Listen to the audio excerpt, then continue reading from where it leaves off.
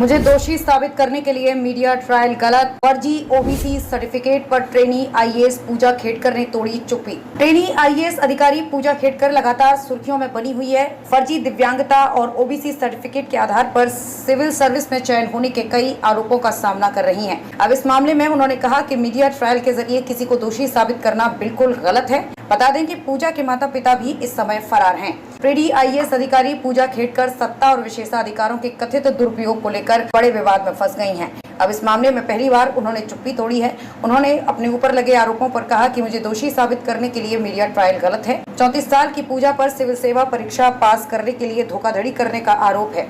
Media trial गलत। पत्रकारों द्वारा फर्जी ओबीसी सर्टिफिकेट समेत कई आरोपों के बारे में पूछा गया तो पूजा ने कहा कि हमारा भारतीय संविधान इस तथ्य पर आधारित है कि जब तक दोषी कोई साबित न हो जाए कोई उसे निर्दोष नहीं माना जाता। इसलिए मुझे दोषी साबित करने के लिए मीडिया ट्रायल वास्तव में गलत है।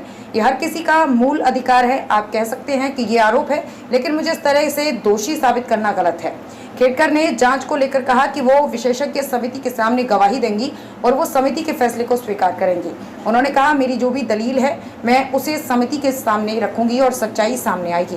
पिता के पास 40 करोड़ रुपए की संपत्ति। पुणे के आरटीआई कार्यकर्ता विजय कुमार ने आरोप लगाया था कि Khedkar OBC non creamy layer में नहीं आती हैं क्योंकि उनके पिता के पास 40 करोड़ रुपए की संपत्ति है। नियमों के अनुसार केवल वे ही ओबीसी नॉन क्रीमी लेयर श्रेणी में आते हैं जिनके माता पिता की आय 8 लाख रुपए प्रतिवर्ष से कम है, लेकिन पूजा की आय 40 करोड़ रुपए है। बता दें कि पूजा के माता पिता ने हाल ही में लोकसभा चुनाव लड़ा था और हलफनामे में सभी संपत्ति की जानकारी है। पूजा पर और कौन से आरोप?